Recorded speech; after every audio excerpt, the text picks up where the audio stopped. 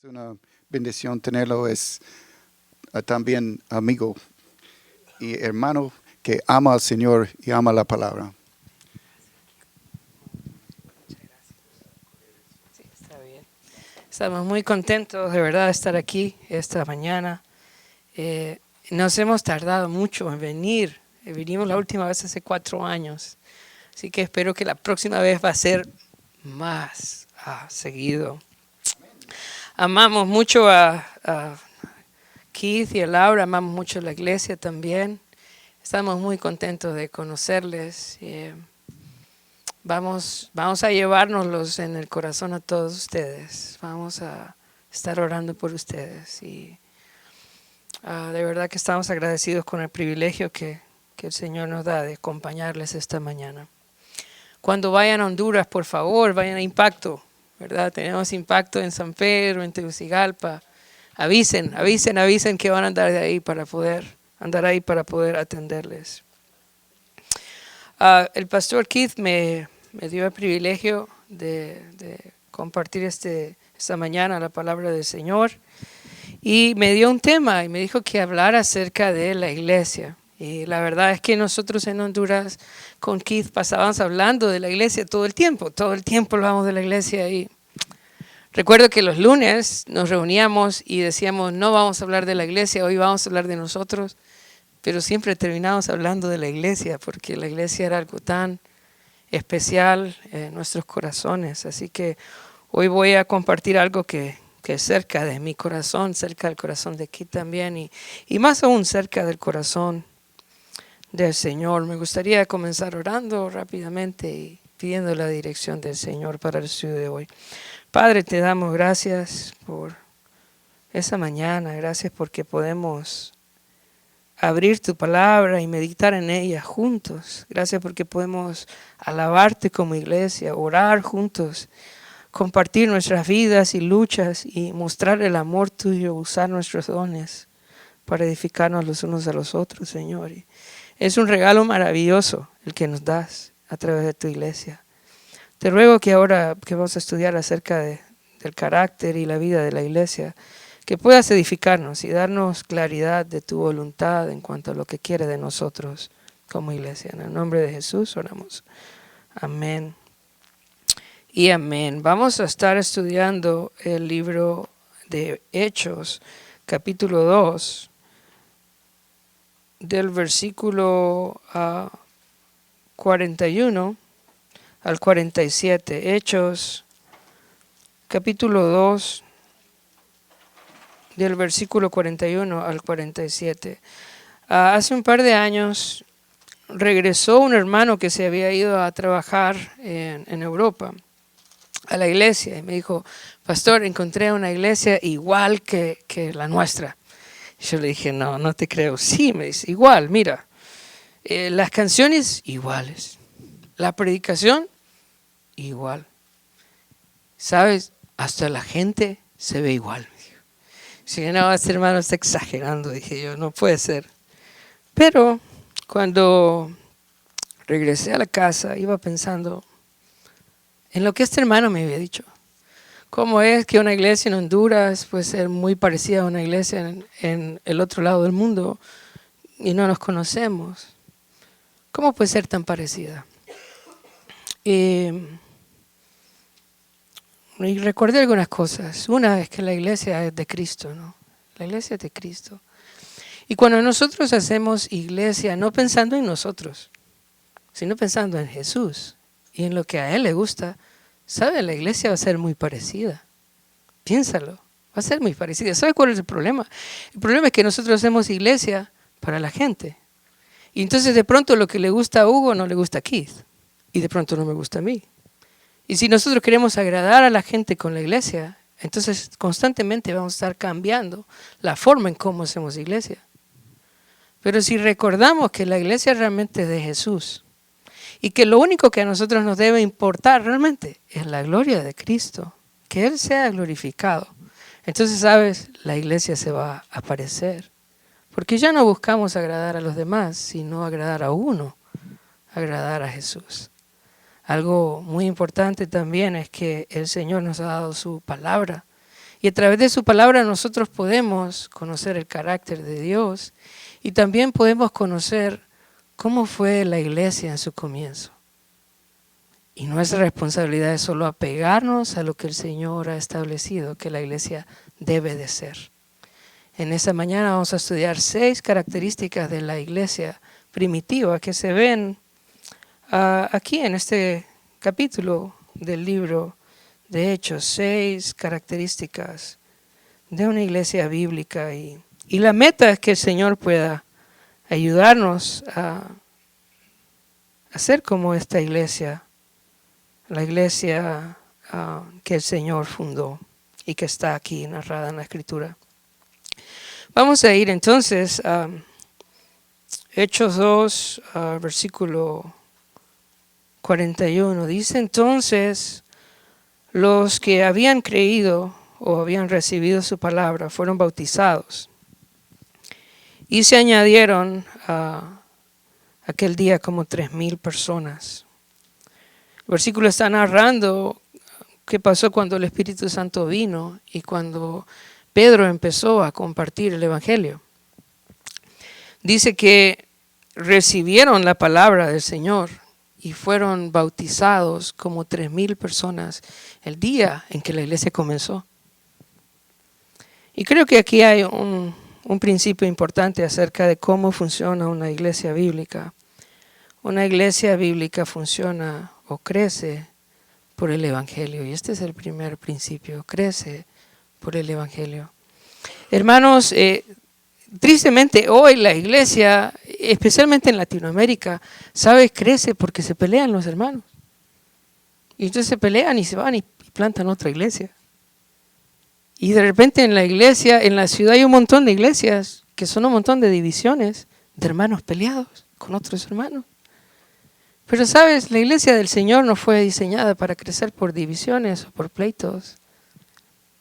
La iglesia del Señor crece por la predicación del Evangelio. También hoy en día las iglesias han empezado a hacer cosas interesantes para crecer, como traer bandas musicales súper buenas que tocan muy bien, para invitar a la gente para que vengan a escuchar a una banda musical. O traen motivadores a los púlpitos, ¿verdad? Que hablen acerca de cosas interesantes como cómo hacer dinero y cómo ser exitoso y cómo ser un buen ejecutivo. ¿Sabes? Pero la iglesia del Señor no crece ni por la música, no crece por temas motivacionales, ni por publicidad en las redes sociales. La iglesia de Jesucristo debe crecer por la predicación del Evangelio de Cristo. Y ahí es donde cada uno de nosotros debemos comprometernos, hermanos, todos nosotros, como embajadores de Cristo, para predicar las buenas nuevas de salvación. Yo quiero preguntarte, hermano, esta mañana, ¿estás compartiendo de Jesús?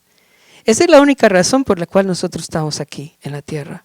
¿Sabes? El cielo es más lindo. Y cuando ya hemos terminado la labor de la predicación, ¿sabes qué va a hacer el Señor con su iglesia? La va a llevar al cielo.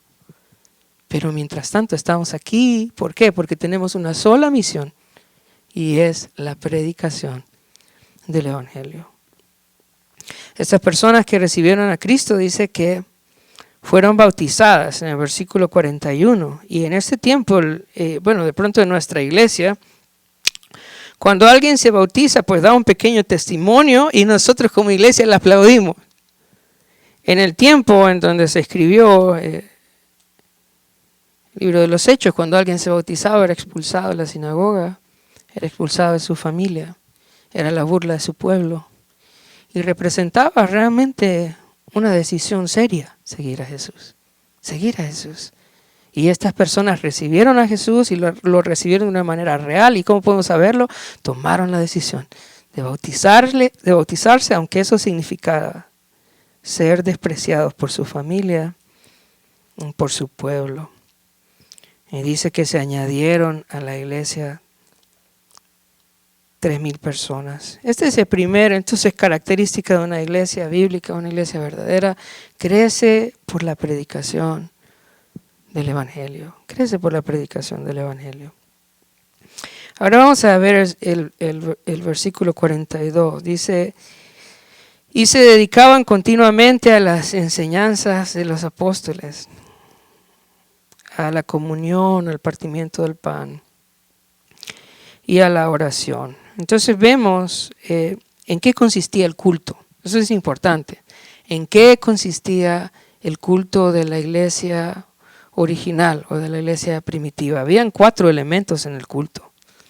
Y el primero dice en el versículo 42 que perseveraban en la doctrina de los apóstoles. Y lo pone Lucas como el primer punto. No necesariamente el primer punto en el programa, pero yo creo que lo que está haciendo es hablando de su relevancia. ¿Qué era lo más importante en el programa? Era el estudio de la Escritura. Era meditar en la palabra de Dios. Hermanos, no es por criticar, pero a veces iglesias se enfocan más en la música que en la predicación de la palabra de Dios. Pero hermanos, si hay algo central en el culto de una iglesia bíblica es la predicación de la palabra de Dios. Nosotros podemos a veces ver una película de 2 horas, pero cuando el pastor ya pasó los 30 minutos, a veces nos cuesta escuchar. A veces nos falta sed por la palabra. Pero una característica de la iglesia del Señor es que ama la palabra de Dios. Ama la palabra de Dios. Y Lucas lo pone acá como el primer punto o el punto más importante.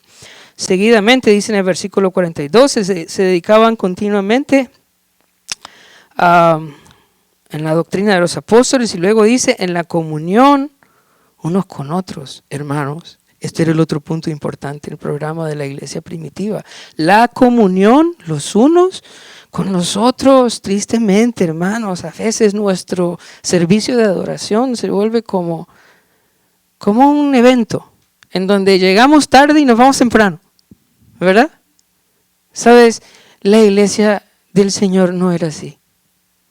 La comunión unos con otros era algo importante.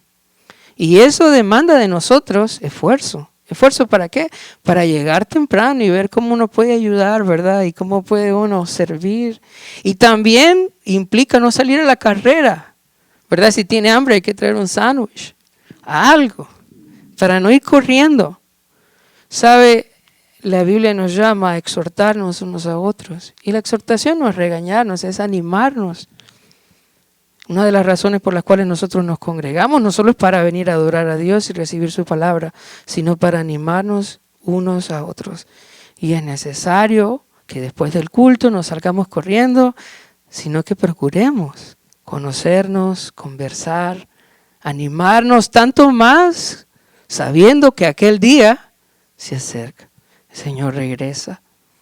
Y por eso nosotros debemos congregarnos, ¿verdad? Y exhortarnos unos a otros. Entonces, la comunión de los santos era otra parte en el programa importante. Luego dice el partimiento del pan. El partimiento del pan hace referencia a la cena del Señor, principalmente, ¿verdad? Está recordando frecuentemente el sacrificio de Jesús. En la iglesia en que yo crecí, no es crítica tampoco, pero en donde yo crecí solo hacían Santa Cena cuando habían bautismos. Así que si había bautismo una vez al año había Santa Cena. Pero no, hermanos, la Santa Cena es algo que nosotros debemos de estar participando frecuentemente. El Señor usa la Santa Cena para recordar cuánto nos ama el Señor. Recordar su sacrificio en la cruz, recordar que viene otra vez, recordar que necesitamos vivir de una manera santa. La iglesia a veces anda buscando programas para que la gente esté unida y para que sea una iglesia cálida. ¿Y qué podemos hacer? ¿Qué podemos inventar para que la iglesia pueda estar unida y se ame? La Santa Cena, hermanos, es un evento en donde el Señor nos llama a participar de una sola mesa todos. Y nos llama a estar unidos y en paz. Es un evento tan importante, la Cena del Señor. Eso hacía. Y no solo tenían la Cena del Señor, sino que también la iglesia primitiva tenía algo que llamaban ágapes. y era comer juntos. O sea que no solo era la cena del Señor, sino que después también tenían ágapes en donde comían juntos. Hermanos, esta parte es importante. Necesitamos comer juntos. Es importante, eso hacía la iglesia primitiva, comer juntos. Hermano, no sé qué tiene la comida, pero la comida une a la gente. Así que la iglesia primitiva lo hacía y nosotros debemos hacerlo también. El otro punto en el programa, después del partimiento del pan en el versículo 42, era la oración. Y la oración, está hablando de la oración como congregación. Todos debemos orar en nuestros hogares, sin duda que sí. Todos tenemos la responsabilidad de orar de manera personal, seguro que sí, pero también el orar como iglesia es importante, es poderoso, es necesario. Así que necesitamos venir y juntarnos y orar juntos como iglesia. El Señor obra cuando su iglesia ora. Ustedes recuerdan cuando Pedro lo metieron preso, ¿verdad? La iglesia se reunió ¿para qué? Para orar. Y el Señor obró de una manera poderosa. La oración corporativa es algo muy importante. Si ustedes pueden ver en el programa, no hay nada extraordinario, extremo, emocionante. ¿Qué hacía la iglesia? Se daba la palabra, ¿verdad? Tenían comunión los unos con los otros, celebraban la cena del Señor y oraban. ¿Les parece eso edgy, flashy, extremo, verdad? Emocionante. No, ¿sabes? Eso es bien sencillo, pero bien poderoso. Bien poderoso. Y en estas cosas, hermanos, nosotros debemos perseverar. Así es la iglesia del Señor. No es una iglesia llena de emociones, ¿verdad? No es un escándalo. No vamos detrás de esas cosas. Estas son las cosas que la iglesia hacía y que nosotros debemos persistir en hacer. Ahora en el versículo 43 vamos a leer acerca de su liderazgo. Versículo 43. Sobrevino temor a toda persona, y muchos prodigios y señales se hacían por los apóstoles. Varias cosas importantes. ¿Quiénes hacían las señales? Decía aquí, ¿todos hacían las señales? ¿Cualquiera hacía las señales? No. Dice el texto, ¿lo hacía quién? Los apóstoles, los apóstoles. Los apóstoles hacían señales porque ellos iban a establecer un fundamento doctrinal para la iglesia. ¿Para qué sirven las señales, hermanos? ¿Para satisfacernos a nosotros? No, en ninguna manera.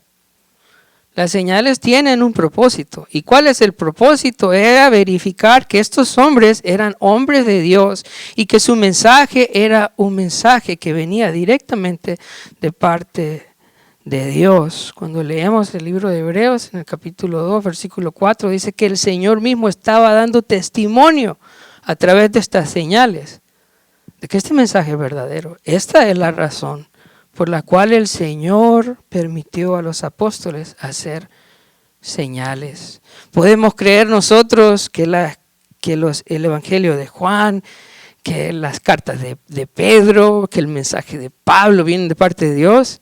Claro que sí. ¿Por qué? Porque ellos Dios les permitió que su mensaje fuera acompañado con señales y milagros. Hermanos, ellos escribieron el Nuevo Testamento, se nos fue dado, ¿verdad? ¿Ahora tenemos más apóstoles? No tenemos más apóstoles. Y entonces, ¿quién gobierna la iglesia? ¿Quién va dirigiendo la iglesia? Bueno, los pastores y maestros. ¿Y cómo podemos saber que ellos realmente son siervos de Dios? Entonces, ¿quién tiene que hacer sanidades aquí, milagros para que nosotros podamos confiar en Él? No. ¿Cuáles son las características de los líderes de la iglesia? 2 características. La primera, hermanos, persisten en esta enseñanza apostólica. No cambian el mensaje. No hay otra cosa que enseñar, hermanos, sino solo la Escritura. ¿Cómo puedo saber que es un buen pastor, que este es un siervo de Dios y que no me predica otra cosa?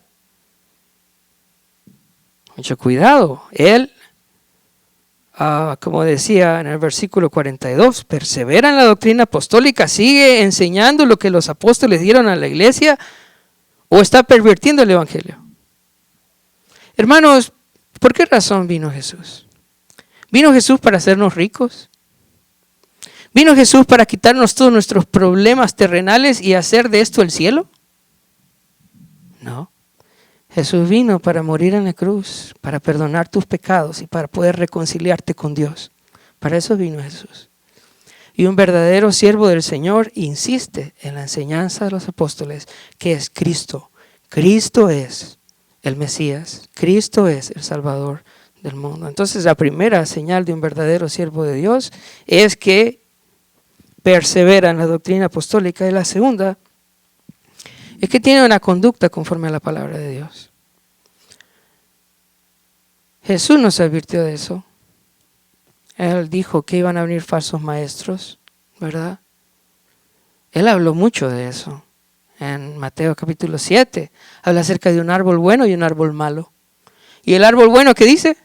Da ¿qué? Buenos frutos, y el árbol malo da malos frutos. Hermanos, a veces la iglesia del Señor parece ciega. Hay personas aprovechándose de la iglesia para vivir vidas que deshonran el nombre de Cristo. Que evidentemente no andan detrás de la cruz del Señor, sino detrás del dinero y el placer y los deleites de este mundo, pero la iglesia no dice nada. Porque no queremos cuestionar el ministerio que estas personas están haciendo. Pero tanto Jesús como los apóstoles nos advirtieron de estas cosas. Y nosotros debemos tener cuidado. ¿Quiénes son los líderes de la iglesia? Una iglesia bíblica, entonces, tiene líderes que tienen buena doctrina, pero que también tienen una buena conducta. Y si el líder no tiene ni buena doctrina ni buena conducta, no puede ser líder de la iglesia. ¿Verdad? Es una característica de la iglesia primitiva, es que tenía líderes verdaderos.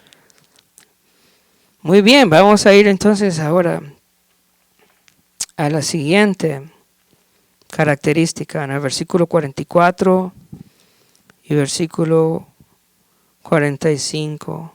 Mira lo que dice, versículo 44 y 45. Todos los que habían creído estaban juntos y tenían en común todas las cosas, y vendían sus propiedades y sus bienes y los repartían a todos según la necesidad de cada uno. Muchas personas le tienen miedo a este versículo. Dicen, no, este versículo es histórico, pastor. Eso no aplica hoy, ¿verdad? Por favor, no hablemos. Porque yo no sé, hermanos, tenemos la idea de que los cristianos entonces vendían sus propiedades y se quedaban sin nada. Pero eso no es lo que el texto enseña. Eso no es lo que dice. ¿Sabes? Lo que el texto dice es que cuando el evangelio viene a mi vida, el amor al dinero, el deseo de acumular riquezas en este mundo, se va. Y ahora entiendo para qué el Señor me da riqueza. ¿Para qué sirve el dinero, hermanos? Sino para cubrir mis necesidades y las necesidades de los demás. Lo que está diciendo este texto no es que nosotros debemos ser socialistas y vender nuestras propiedades y a todos les vamos a dar lo mismo. No, no es eso lo que está diciendo. Lo que está diciendo es que si el Señor te ha dado recursos, entonces que como creyente debemos usarlo para bendición, no solo nuestra, sino de los demás. Y en eso vamos a encontrar gozo. Y en eso el nombre del Señor es glorificado. Y yo quiero decirte, este pasaje no es de la antigüedad, este pasaje es real en la iglesia del Señor. Una iglesia bíblica es una iglesia donde los hermanos se aman. Se aman. No solo de palabra. Yo molesto a Marco porque cuando nos ha tocado viajar, vamos en el carro de Marco. Y Marco tiene un carro bien cómodo. Pero saben, yo no envidio el carro de Marco porque la matrícula es bien cara. Entonces, bien gastón también. Pero lo disfruto. Y estoy bien contento que él tenga su carro porque si él tiene un carro, yo tengo un carro también. Así es la iglesia del Señor. La diferencia es que Él echa el combustible y paga la matrícula. Pero andamos juntos. Esa es la iglesia del Señor, una iglesia en donde nos amamos y donde mis cosas, ¿verdad?, sirven para bendición de otros. Y en eso el gozo del Señor viene a la iglesia cuando somos generosos, cuando nos cuidamos los unos a los otros. Así que una iglesia bíblica es una iglesia donde el amor del Señor es evidente, cuidándonos los unos a los otros. Vamos ahora al versículo 46 y vamos a ver nuestra quinta característica. Dice, y perseveraban unánimes cada día en el templo, y partiendo el pan en las casas comían juntos con alegría y sencillez de corazón. No sé, a veces nos cuesta venir los domingos, ¿verdad? Y decimos, ¡ay! Este domingo toca venir. ¿Sabes? La iglesia primitiva no se reunían solo los domingos. Se reunían cada día. Y no solamente cada día, sino que se reunían 2 veces al día. En el pórtico de Salomón, a la hora de la oración, los que habían creído se reunían. Y después en las noches, en las casas, se reunían también. ¿Sabes por qué, hermanos? ¿Sabes por qué? En la Biblia hay muchos tipos, se llama tipos y antitipos, o sea, realidades materiales que apuntan a realidades mayores espirituales. Y yo quiero decirte que la iglesia es un tipo del cielo, es un tipo del cielo. Cuando estamos todos nosotros unidos, cantando al Señor, compartiendo juntos, ¿sabe a qué apunta eso? Al cielo mismo. ¿Qué vamos a hacer en el cielo? Alabar al Señor por la eternidad. Vamos a decir, la salvación es del Señor en toda lengua. ¿Sabes, hermanos? Si te cuesta a veces estar aquí con los hermanos, ¿te imaginas el cielo por la eternidad juntos? Eso va a ser mucho más difícil. Pero una iglesia bíblica anhela estar junta, porque esta es una imagen del cielo. Esta es una imagen del cielo. Yo anhelo, hermanos, el día en donde todos nosotros vamos a estar juntos. A mí me da tristeza que nos vamos el martes. Me quisiera quedar. Pero tengo 3 niños que me están esperando allá y una esposa que está listo para entregármelo ya. Entonces, pero la iglesia bíblica, hermanos, quiere estar juntos todo el tiempo. No basta el domingo en la mañana, hermanos, es muy poquito el domingo en la mañana. Necesitamos reunirnos en las casas también. Procurar apartar en la semana tiempo para vernos, amarnos, buscar excusas, ¿verdad?, para estar juntos. Así es una iglesia bíblica. No funciona, muy poquito, vernos solo el domingo. Es una vida juntos. Así es una iglesia bíblica. Y vamos a ver la sexta la sexta característica es impacta su comunidad. En el versículo 47, mira lo que dice: alabando a Dios y teniendo favor con todo el pueblo, y el Señor añadía a la iglesia los que habían de ser salvos. Entonces la iglesia estaba alabando a Dios y tenía buen testimonio con el pueblo. Hace muchos años recuerdo ver a un señor bien grande en un carrito bien pequeño y había tráfico y creo que no tenía aire acondicionado. Entonces el señor se miraba que no cabía en ese carro tan chiquito y estaba tan caliente y él se miraba sudado, pero estaba cantándole a Dios. Mire, hermano, eso marcó mi vida. O sea, un hombre ahí tan apretado en ese carrito con tanto calor, alabando al Señor. Sabes, hoy en día la gente está preocupada. Hoy en día la gente tiene miedo. Hoy en día la gente está estresada. Pero ¿sabes qué pasa cuando ven a los cristianos que alabamos a nuestro Señor? impactamos sus vidas. Y dicen, ¿y estos por qué no están preocupados? ¿Y estos por qué no tienen miedo? ¿Y estos por qué no están asustados? ¿Y estos por qué no están enojados? ¿Por qué? ¿Por qué alaban al Señor? Porque sabemos quién está sentado en el trono, ¿verdad? Así que qué importante es que la iglesia alabe al Señor, porque en su alabanza impacta también su comunidad. Dice el versículo 47, alabando a Dios y teniendo favor con todo el pueblo. Habla de su buen testimonio para con los de afuera, ¿verdad?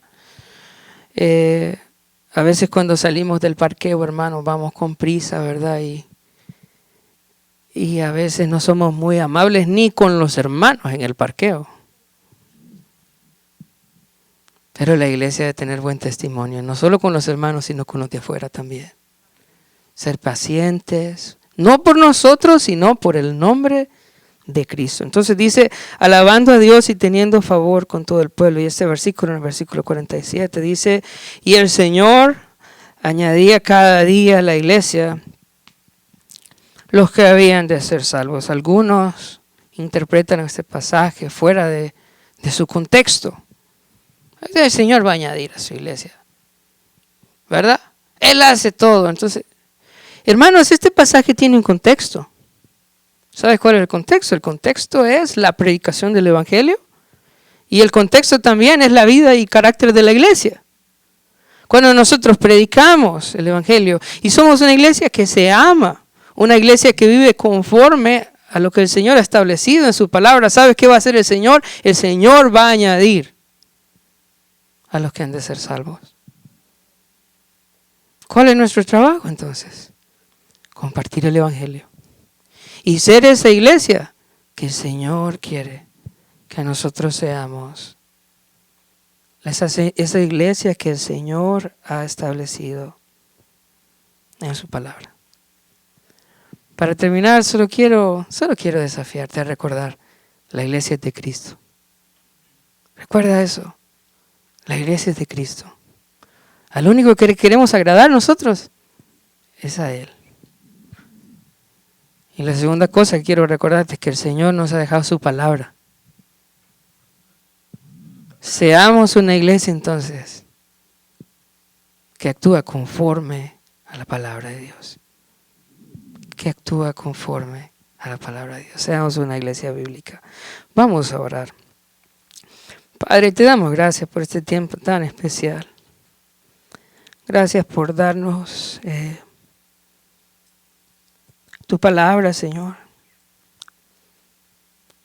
Gracias por darnos, Señor, dirección. Gracias porque podemos ser una iglesia agradable a ti. Una iglesia en la cual tú encuentras contentamiento. Oramos también, Señor, que nos ayudes a ser fieles a compartir el Evangelio a cada uno de nosotros. Que podamos ser diligentes en hablar a nuestras familias, a nuestros compañeros de trabajo, Señor. Para que tú añadas a esta iglesia los que han de ser salvos. Gracias por este tiempo tan especial. Bendice aquí a Laura, bendice a todos los hermanos que están liderando acá. Bendice el ministerio de BBN también. Bendíceles, Señor. Úsales y usa a cada hermano también para la gloria de tu nombre. En el nombre de Jesús oramos, amén.